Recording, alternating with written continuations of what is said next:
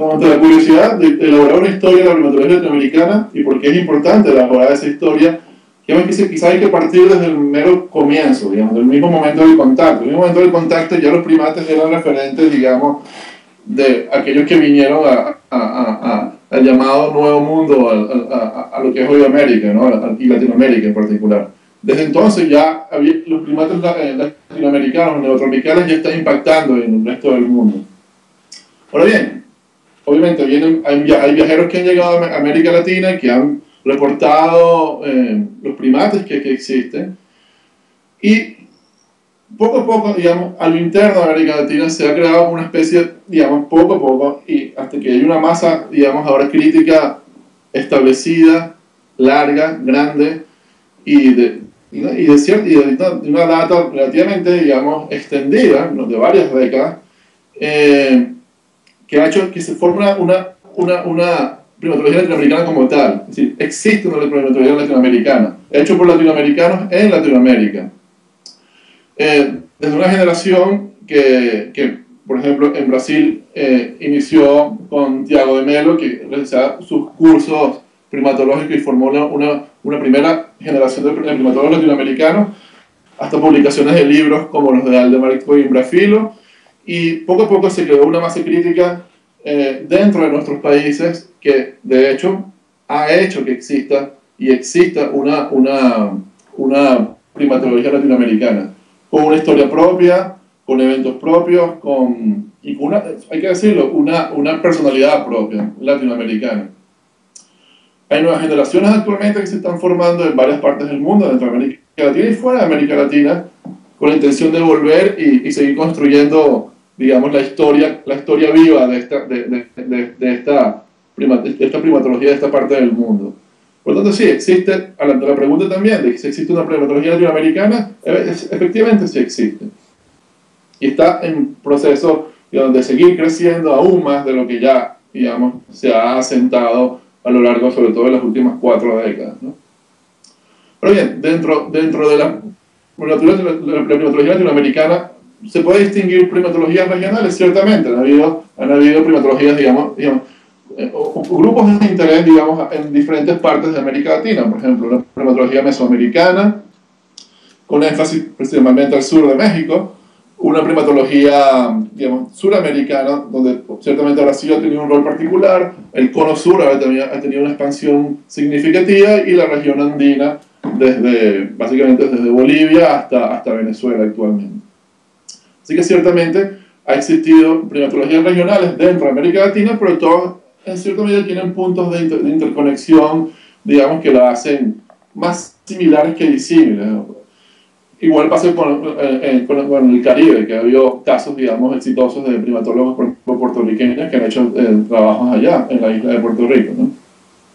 Ahora bien, estas primatologías regionales, como acaba de decir, tienen eventualmente historias distintas en sus orígenes, pero también, interesantemente, han habido puntos de confluencia, y esos puntos de confluencia fueron aquellas reuniones, por ejemplo, que se hicieron en la década principalmente de los 80, cuando hubo un intento, y justamente el lanzamiento de la Sociedad Latinoamericana de Primatología, en estos últimos 2 años, particularmente este año, a propósito del Congreso, va a relanzar algo que ya existía y que, ya viendo una gran cantidad de personas, nuevas generaciones, digamos, no tan nuevas, digamos, pero que apoyan a estas nuevas generaciones, va a ser, digamos, de que se integran aquellas que habían sido un poco más, digamos, regionalizadas, digamos. Si bien, como he dicho ya 2 veces, tenía más puntos en común que, digamos, de diferencia. Y esto va a permitir, con el nuevo relanzamiento, de que se unan nuevamente. ¿Cómo se hace esa historia? Esa historia, digamos, de la primatología es una cuestión en conjunto. Yo creo que las personas tienen que contribuir a comprender cómo funciona, cómo han sido las primatologías en sus respectivos países. Y integrándolas todas ellas, podemos, digamos, crear una identidad personal propia como latinoamericanos y como primatólogos latinoamericanos. Así que eso es algo que está muy crudo, es algo que se puede seguir haciendo, y es una cuestión, digamos, que ciertamente requiere tiempo, requiere esfuerzo, pero también, digamos, los tiempos están dados para que se den. Ahora bien, a propósito de esa historia,